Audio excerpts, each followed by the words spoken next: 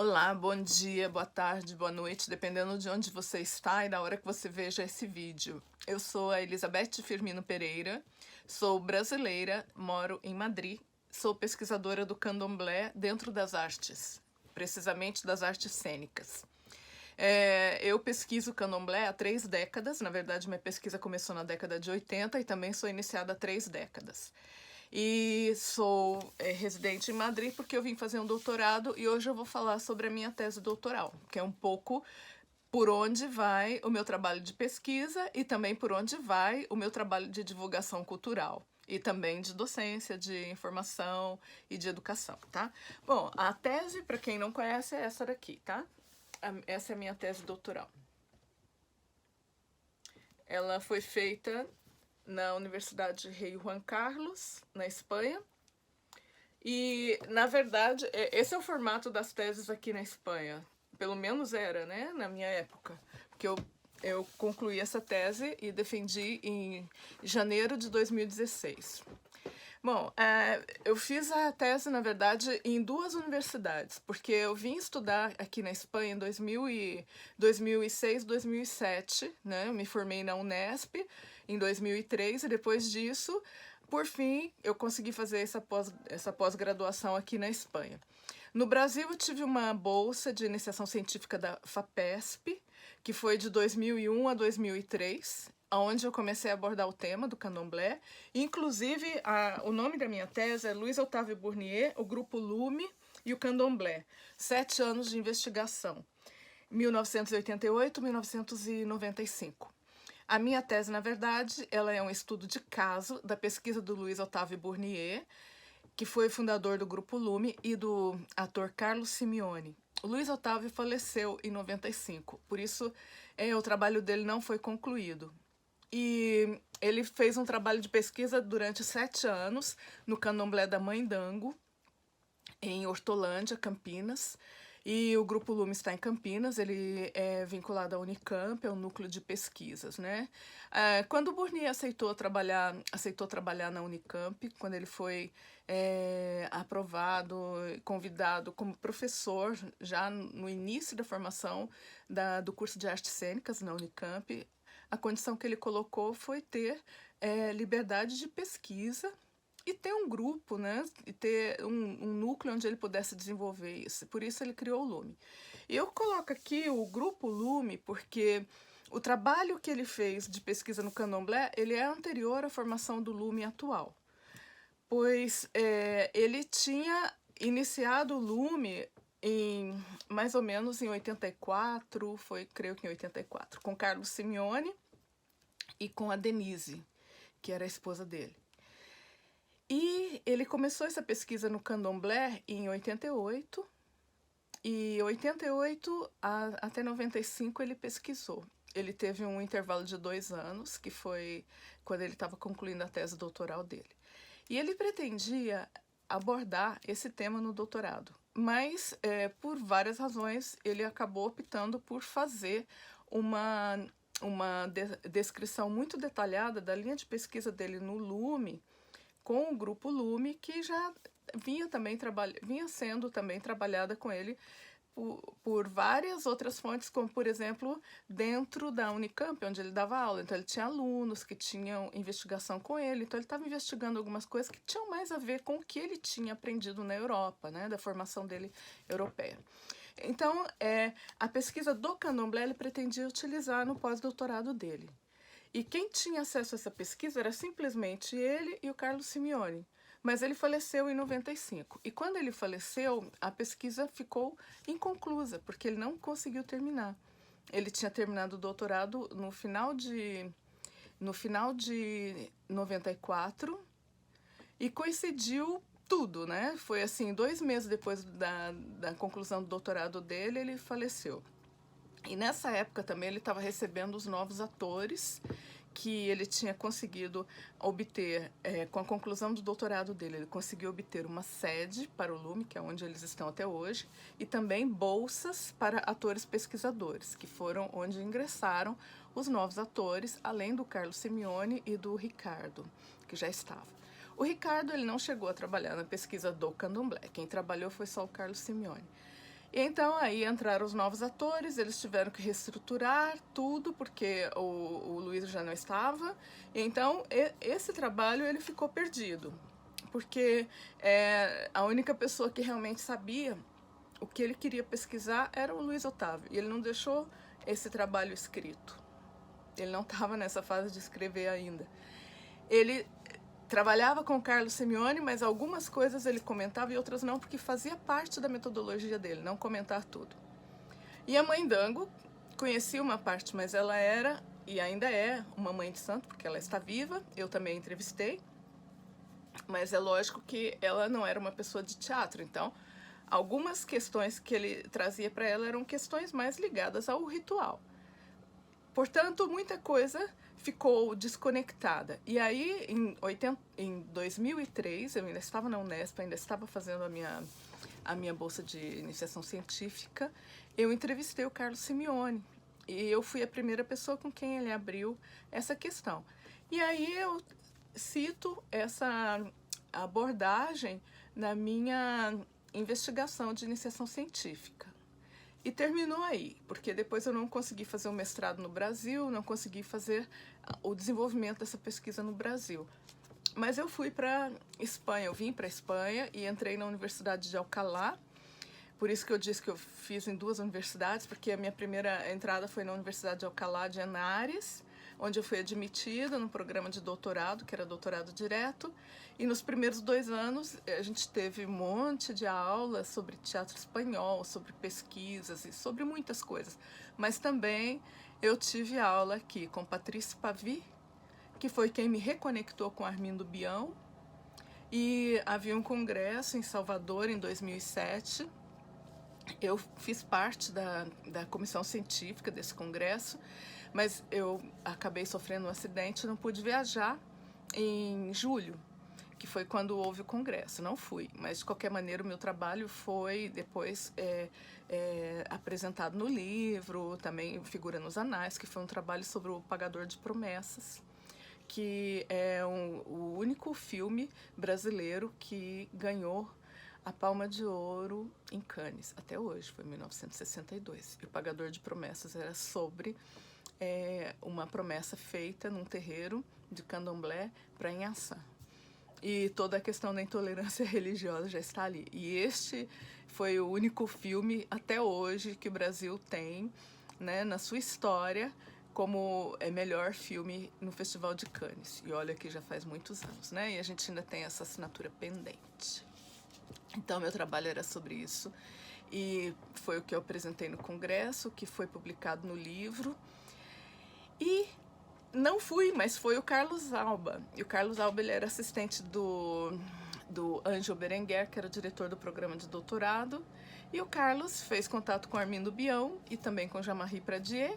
E já no ano seguinte eu tive a felicidade de ter aqui em Madrid o Armindo Bião e o Jean-Marie Pradier. Então foi uma grande felicidade, eu já conhecia a ambos de Belo Horizonte em 2002, quando eu fui assistir o ECUM, e já tinha me vinculado à etnocenologia. Mas aqui foi para justamente reforçar mesmo, né, essas conexões.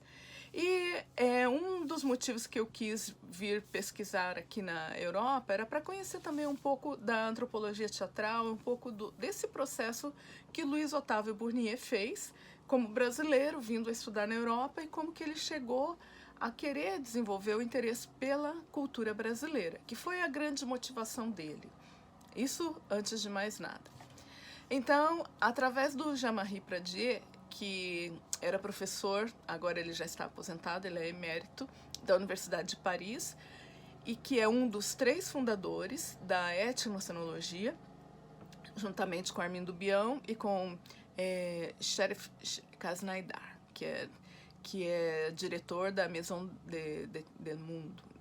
É uma pessoa muito importante na cultura francesa e mundial, e justamente nessa interface das culturas, né, e que realmente estão na base da etnocenologia.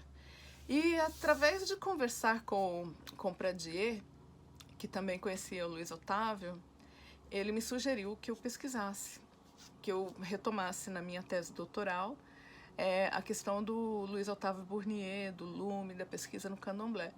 E eu aceitei a proposta dele e fui pesquisar.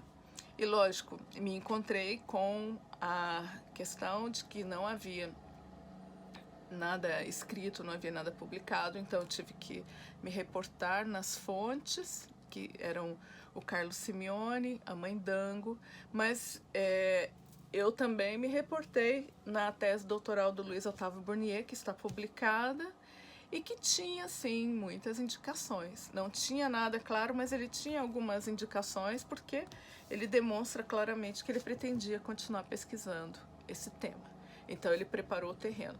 Nesse ponto, eu até entendo ele perfeitamente, porque eu disse que eu tive uma bolsa da FAPESP, né, de iniciação científica, e eu também tinha a mesma preocupação. Falei, as pessoas talvez não entendam o tema que eu vou pesquisar, então eu vou começar por outro lado. Aí eu comecei com um projeto que se chama Ícones Femininos, né, que era sobre os ícones femininos em várias culturas, passando pela figura da Virgem Maria, passando por várias deusas e chegando nos quadrinhos, nos comics.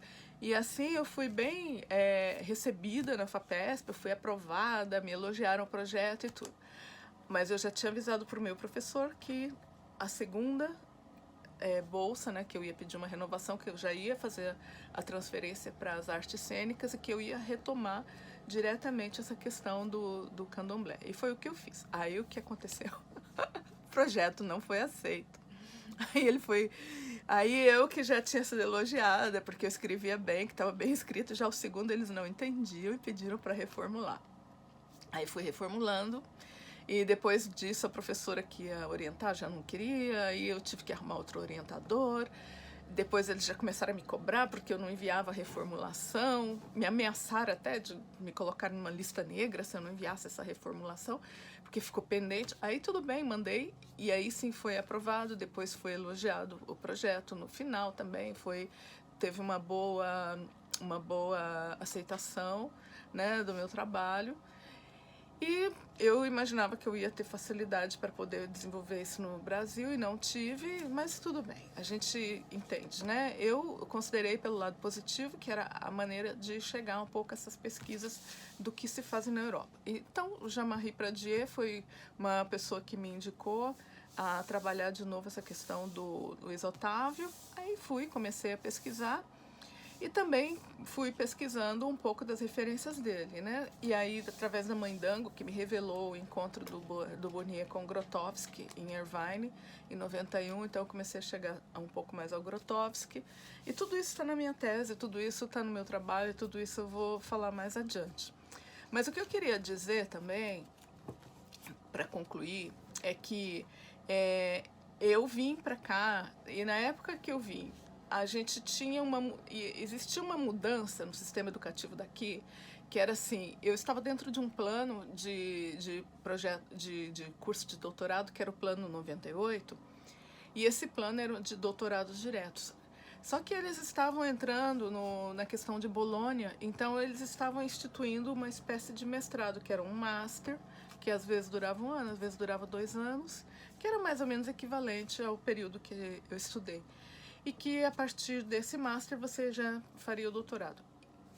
Porém, eu estava no plano anterior, então eu, depois de terminar a fase de formação, que foram de 2 anos, eu concluía todos os créditos e aí eu obtia o DEA, que é Diploma de Estudos Avançados, doutorado. Isso já me dava acesso à segunda fase, que é a fase de conclusão do doutorado, que é a fase de tese doutoral. E então, o programa finalizou na Universidade de Alcalá, e aí eu tive que me deslocar para outra universidade.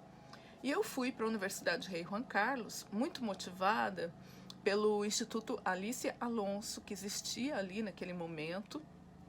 Então, tinham vários professores de Cuba. Eu falei, muito bem, isso tem toda a relação com o meu trabalho, né? Que é a questão da afrodescendência, a questão toda está aí. E aí eu fui admitida ali. Mas eu tive também um outro contingente que acabou me beneficiando, que foi o fato de que, como eu estava entre um plano e outro, eu não tinha um prazo determinado. Porque hoje sim tem prazo. No Brasil também tem prazo, em vários lugares tem prazo. Então o prazo é de 3 anos, né? Hoje de 3 anos.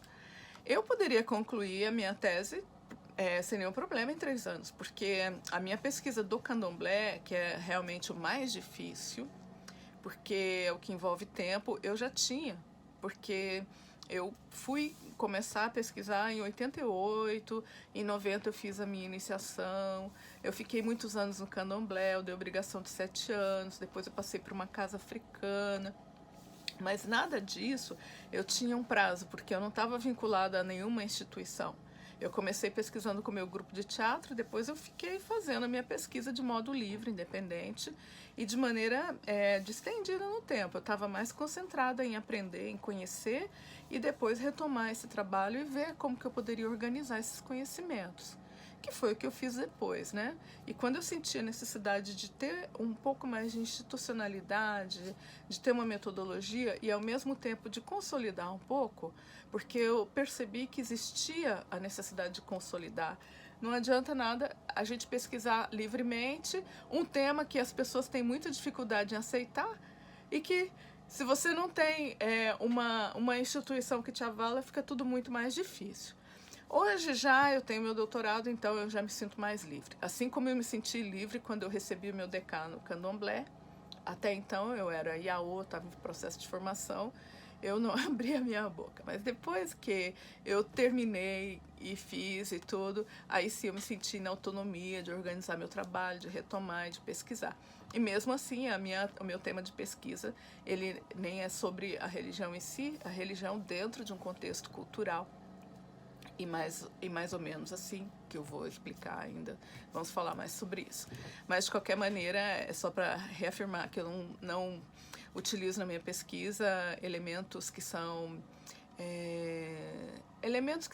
privados, né? Porque o candomblé ele tem essa diferença entre o que é público e o que é privado, porque é uma religião de iniciação. Então, eu não estou utilizando os segredos que eu conheço para poder fazer a minha tese doutoral, nunca fiz isso.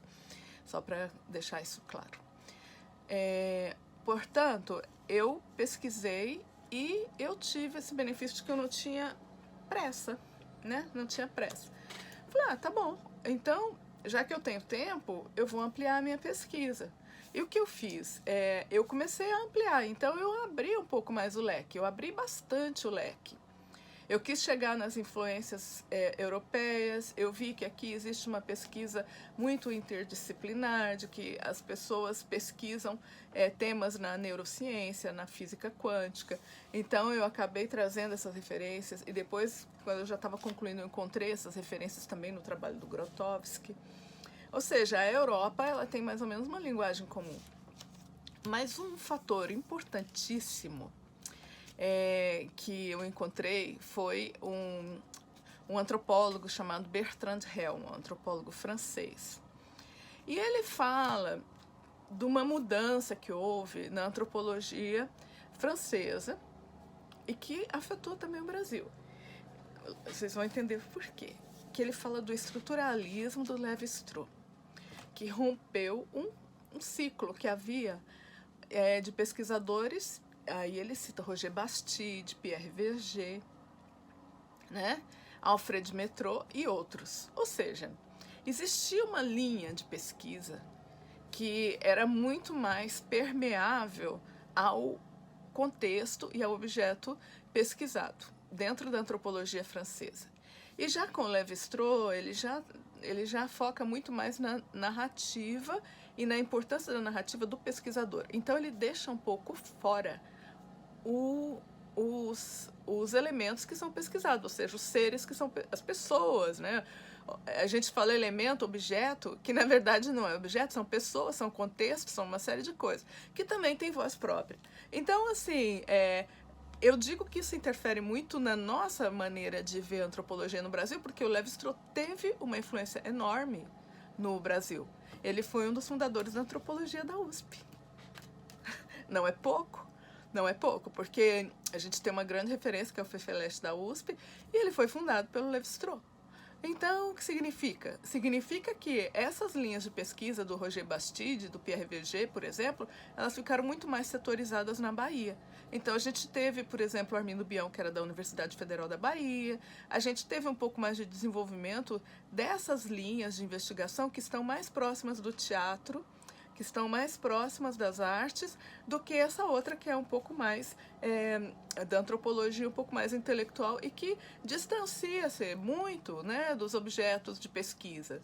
Agora, a gente está vivendo hoje outro momento, estamos vivendo um momento em que os objetos de pesquisa, como eu, que também poderia ser um objeto de pesquisa, como Carlos Simeone, e como outras pessoas e como estão ganhando voz. Então, hoje, os pesquisadores, os próprios elementos que foram objeto de pesquisa, eles têm hoje necessidade de ter a sua própria voz, de contar a sua própria história, de conhecer.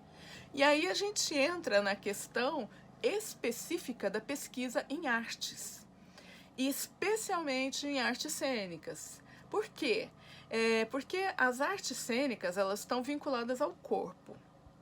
E o pesquisador de artes cênicas que vai pesquisar no candomblé, ou que vai pesquisar em qualquer tipo de ritual, ele tem uma relação física e pessoal. E a gente está falando de conhecimentos que estão ligados aos estados biológicos, psicológicos, emocionais. Então, de alguma maneira, é impossível você fazer esse distanciamento. Você pode fazer o distanciamento quando você está escrevendo, porque uma parte do nosso trabalho é a escrita.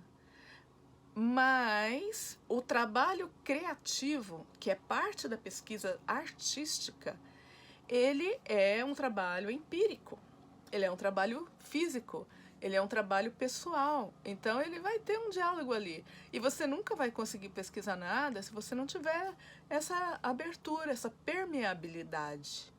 Então aí está, aí entram questões como a iniciação ou não, entram várias e várias e várias questões. E a gente tem um bloqueio enorme na sociedade por causa da intolerância religiosa. A gente tem um bloqueio enorme, porque você fala que você vai pesquisar, já te fecham todas as portas, já não te deixam pesquisar. A mim me enviavam sempre para antropologia, vai para antropologia. Eu falei, gente, antropologia não responde as minhas questões como artista, não responde. Ela pode me dar elementos, pode me dar informações, mas a minha vivência é outra. E não só a minha e de todo mundo que pesquisa em artes. Por isso, a gente precisa ter outros paradigmas, né? E por falar em paradigmas, quando o Bournier encontrou o Grotowski em 91, eu imagino, né, pela maneira como ele se referia ao Grotowski, que era uma pessoa que tinha muito mais recorrido, muitos anos já de investigação, e por ser uma referência, então eu suponho que ele imaginava que ele iria encontrar um pouco mais de andamento na pesquisa. Até mesmo porque o Grotowski também pesquisou o Haiti. Ele pesquisou o Haiti por 20 anos, e ele tinha uma assistente que trabalhava com essa questão, que era haitiana, que também era artista e tudo. Mas existem muitas diferenças, e o trabalho do Luiz Otávio com Carlos Simeone, ele estava muito, mas muito mais na frente, porque era um único ator e era um trabalho intenso. Então, assim, eu acredito que houve ali também um pouco de falar, não tenho referência, não tenho paradigmas, né? E aí, quando a gente vai pesquisar isso, a gente se encontra com essa questão. Não tem referência, não tem paradigmas. E foi por isso que eu fiz esse trabalho, que eu fiz um trabalho exaustivo, como vocês podem ver.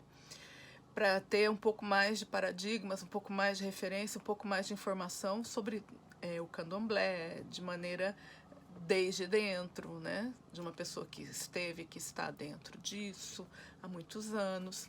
E também para ter um pouco mais de referência do que realmente as pessoas estão pesquisando, compreender por que hoje a gente tem essa dificuldade de pesquisar isso. Eu entendo tão profundamente essa questão porque eu tive também dificuldade. Você tem que criar suas próprias ferramentas de investigação, você tem que desenvolver critérios, você tem que desenvolver também conhecimentos em outras áreas para poder comparar, para poder chegar a um ponto em que se pode ter uma visão mais científica, né? Então isso tudo foi mais ou menos o que eu explorei e é o que eu estou divulgando e vou divulgar porque eu acredito que a gente tem que ter bases científicas, a gente tem que ter paradigmas e a gente tem que ter uma investigação. Liberdade de investigação, sim, mas ao mesmo tempo com todos os critérios éticos, né, que o Bourdieu também sempre falava, né, de você estar trabalhando com uma coisa que é importante para o outro, que é o elemento sagrado do outro, e você saber como você se aproxima disso. E ao mesmo tempo, como você dialoga, né, com uma outra sociedade que te impõe outras coisas.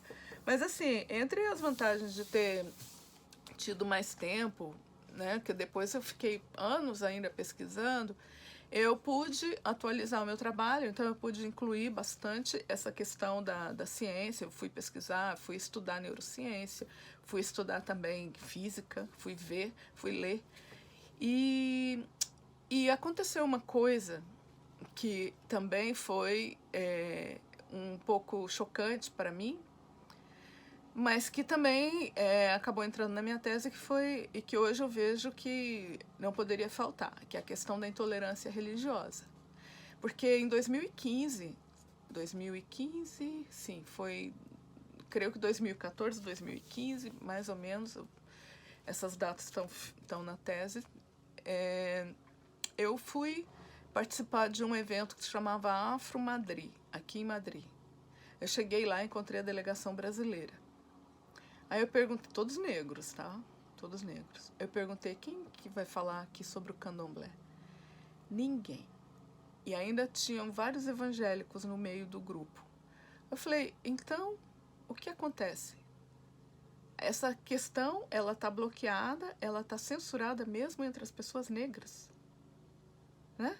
E ainda foi naquela época em que teve um caso de intolerância muito grave no Brasil, que foi a menina Cauane que recebeu uma pedrada, sabe? Que foi muito midiático.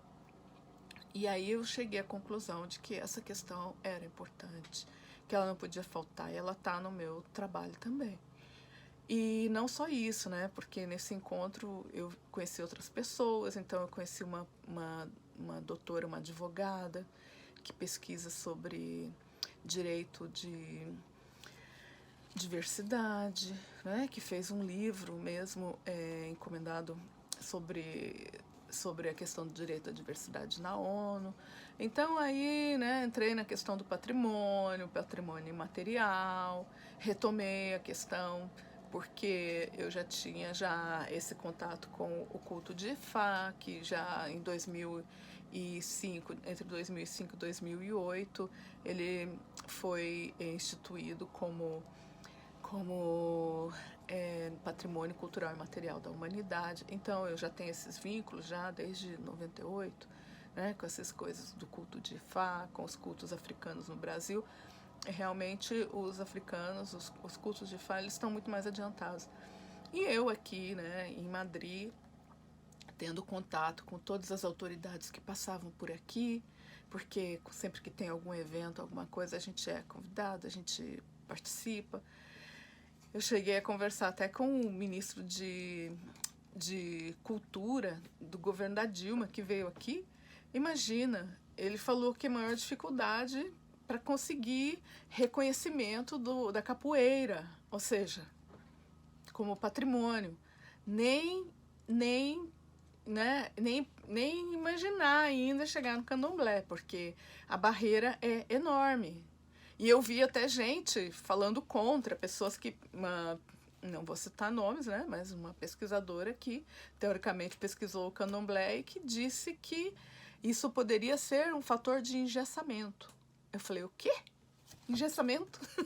Se a gente está sendo apedrejado aí nas ruas, se as pessoas estão sendo atacadas, se os terreiros estão sendo quebrados, se as pessoas estão perdendo até a vida, né? Que teve gente que perdeu a vida.